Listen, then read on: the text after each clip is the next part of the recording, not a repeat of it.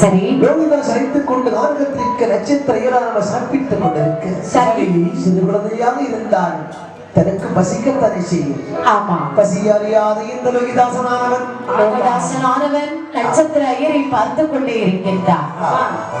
அப்படி பார்த்து கொண்டிருக்க அதாவது நட்சத்திர ஐயரும் சாப்பிட்டு விட்டு அந்த அதாவது பழத்தை சாப்பிட்டு தோல் அத்தனையும் எடுத்து ரோஹிதாசுக்கு இடை கொடுக்கின்றார்.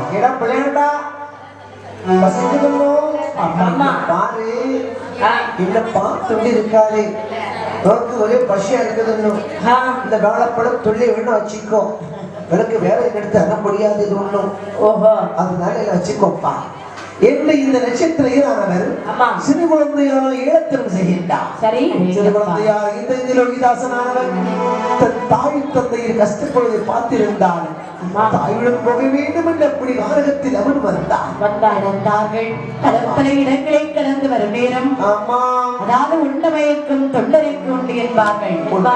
சாப்பிட்டு விட்டோம் அல்லவா தூங்க வேண்டாமா? நடந்துட்டே இருக்க முடியும். ஒவ்வொருத்தவங்களா காப்பி குடிக்க சொன்னா முறுக்க உள்ள போட்டு சாப்பிட்டு இருக்காங்க. சத்தம் கேட்க கூடாது சாப்பிட்டு இருக்காங்க. சரிதான் காப்பியில போட்டு சட்டம் முறுக்கு சத்தம் வெளியே வராது. என்ன சாப்பிட்டு சாப்பிட்டு தூக்கம் வருது அதனால கொஞ்சம் தூங்கிட்டு போனேன்னு இருக்கேன். அப்படியா? சரி தாங்கள் தூங்குங்கள்.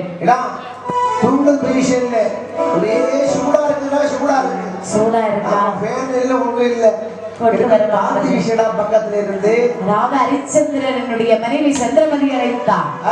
நட்சத்திர ஐயர் சொல்லுகின்றார், அடையே சந்திரமதி ஐயா நான் உறங்க வேண்டும். சரி ஐயா. அதாவது எனக்கே ஒரு தாலாட்டு பாட வேண்டும். ஐயா என் மகனுக்கு எத்தனையோ தாலாட்டுகள் பாடியிருக்கின்றேன். தங்களுக்கு நான் பாட மாட்டேன். பாடுவேன் ஐயா, பாடுகின்றேன். நீங்கள் தூங்குங்கள். அப்படி என்று சந்திரமதியானவள் நட்சத்திரையர் பக்கத்திலே வந்தமர்ந்தாள். மாதாவை மனதில் நினைத்தாள். மனமுருக பாடி நிற்கின்றாள். எங்களுக்கும் குறையும் உண்டு, அதை நான் எழுது சொல்லலாமா? எந்தாயும் நீருக்க உந்தன் செல்ல மகள் வாழலாமா? ஆய்மதமாய் கருமாறி அபிராமி என பாடியது கேட்கவில்லையா? தாயே பாடியது கேட்கவில்லையா? எங்களுக்கும் குறையும் உண்டு, அதை நான் எழுது சொல்லலாமா? என் தாயும் நீருக்க உந்தன் செல்ல மகள் வாழலாமா? ஆன்மதமாய் கருமாறி அபிராமி என பாடியது கேட்கவில்லையா? செல்வன் வேலும் புகழும் வந்தும் நீடும் மனமது நிம்மதியும் தேவையில்லையா? தாயே நிம்மதியும் தேவையில்லையா? எங்களுக்கும் குறையும் உண்டு, அதை நான் எழுது சொல்லலாமா? என் தாயும் நீருக்க உங்கள் செல்ல மகள் வாழலாமா?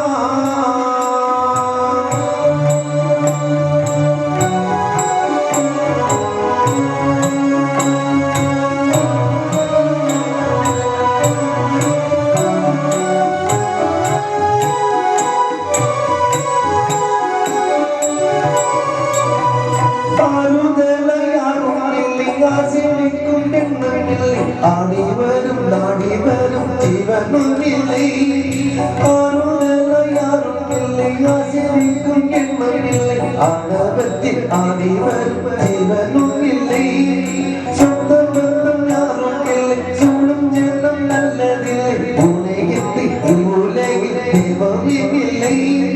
தடுமாறி திருக்கோவில் வந்தேனம்மா அம்மா ஜெகதீஸ்வரி உங்கள் குலத்தை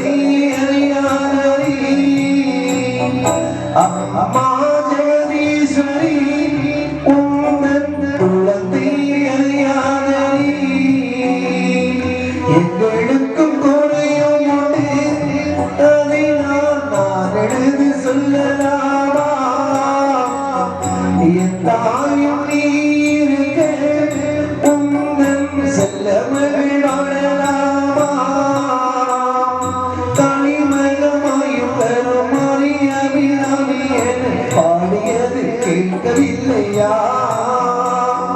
செல்வங்களும் நற்புகழும் வந்து வீடும் நிம்மதியும் தேவையில்லையா தாயே நிம்மதியும் தேவையில்லையா தாயே நிம்மதியும் தேவையில்லையா தாயே நிம்மதியும் தேவையில்லையா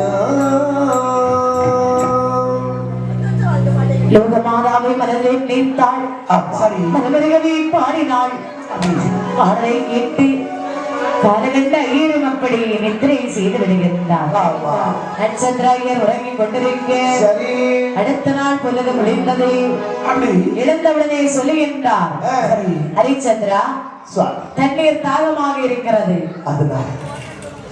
தண்ணீர் வேண்டும் இதோ எடுத்துக்கொண்டு வருகின்றேன் நட்சத்திரம் சொல்ல என்று ஓடோடி வருகின்றான் ஓடோடி வருகின்றான் நாடாளு முன்னதாக ஹரிச்சந்திர மன்னன் இருந்தான் இப்போது அடிமைகளை பார்த்துக் கொண்டிருக்கின்றான் நட்சத்திரம் இருக்கு அடேங்கப்பா இந்த நன்னடை நேர்கொண்ட மாணவிய இருந்த ஹரிச்சந்திர மன்னனானவன் கூறி கூறி தன்னுடைய நிலைமையை பார்த்து தன்னுடைய மனைவியோடு இருந்த நட்சத்திரருக்கு தண்ணீர் கொடுக்க வேண்டும் என்ற காலகத்தில் வந்து தண்ணீரை எடுத்துக் கொண்டு வருகிறான் தேடி வந்தான் தண்ணீரை கண்டான் ஓடோடு வந்து தண்ணீரை எடுக்கக்கூடிய நேரத்தில் ஹரிச்சந்திர மன்னனுடைய கைப்பட்ட உடனே தண்ணீர் எல்லாம் புழுவும் அட்டையுமாகவே எப்படி ஓர்ந்து வருகின்றன அதுவும் விஸ்வாமித்திர சூழ்ச்சியாலே நடந்து கொண்டிருக்கிறது ஐயோ என் கையை உதறினான் ஓடி வந்து சொல்லுகின்றார் ஐயா என்ன தாங்களுக்கு என்ன தண்ணீர் போல சென்ற இடத்தில் அட்டையும் தேயிலும் பூரானும் இருக்கின்றது சுவாமி ஹரிச்சந்திரா நீ கை வச்ச இடமெல்லாம் அட்டையும் பூரான புழு புருஷம் இருந்தா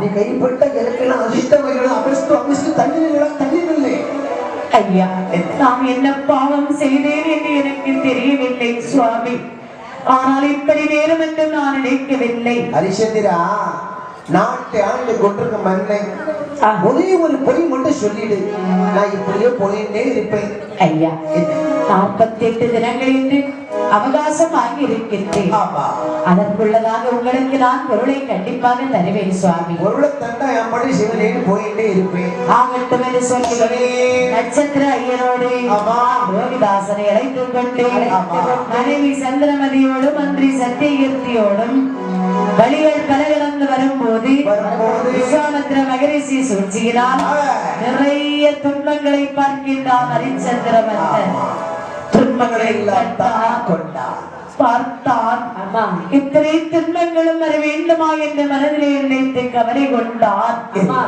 ஆனாலும் நடப்பது விதி போல் நடக்கட்டும் என்று நடந்து வருகின்றார்கள் அப்படி பல இடங்களை கடந்து இவர்கள் வரக்கூடிய நேரம் 47 தினங்கள் கடந்து விடுகின்றது ஹரிச்சந்திர மாமன்னன் நினைக்கின்றான் நாளை தினம் பொழுது விடிந்து விட்டால் 48வது தினம் அப்படியானால் முனிவருக்கு கொடுப்பேன் என்ற பொருளை நான் எப்படி கொடுப்பேன் பொய் சொல்லாமல் என்ற வீழ்வோர் ஹரிச்சந்திரன் வாயிலிருந்து ஒரு பொய் வந்து விடும் வகையில் ஈர்த்து கொடுப்பேன் என்று தெரியவில்லை என்று அழுத கண்ணீர் ஆறாக வாயும்படியாகவே அங்கே நெத்திரை செய்கின்றார்கள் நெத்திரை செய்தார்கள் அடுத்த நாள் காலை பொழுது விளைந்தது உலர்ந்தவுடனே நட்சத்திர ஐயர் கண்முடித்தார் ஹரிச்சந்திரனை அழைத்து சொல்லுகின்றார் ஹரிச்சந்திரா நான் வந்து இன்றோடு 48 தினம் ஆகிவிட்டது ஞாபகம் இருக்கிறதா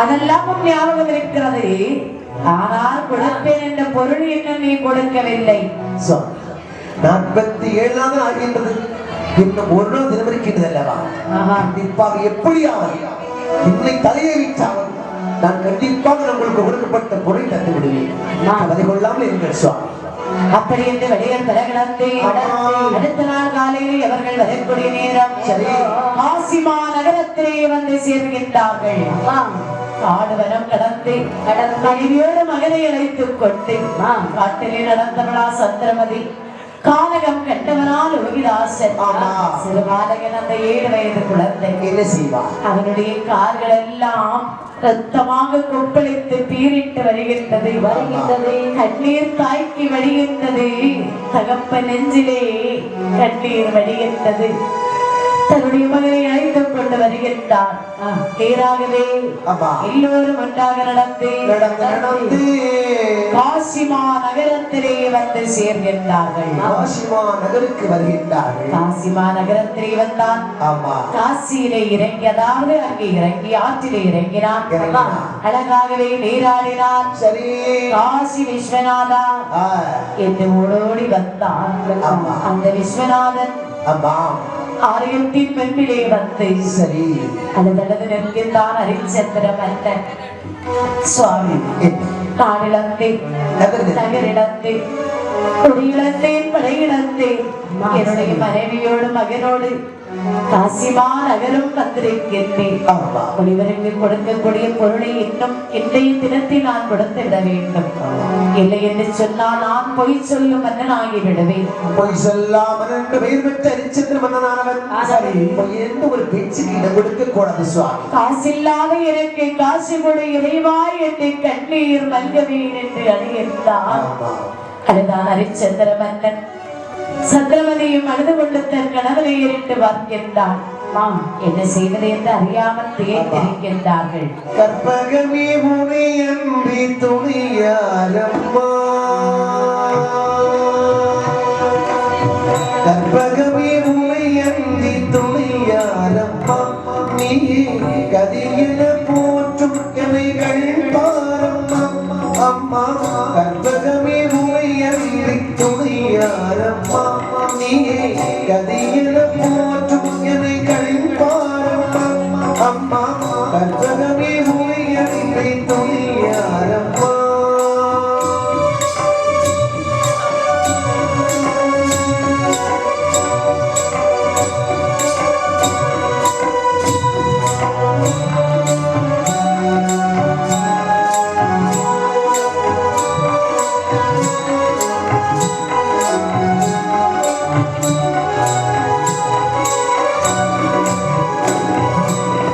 அற்புதமெல்லாம் நிகழ்த்தும் அருந்திடம் புரிய வழி ஆனந்த வாழ்வு நன்மை அன்பர்க்கு அளிப்பவளே. அற்புதமெல்லாம் நிகழ்த்தும்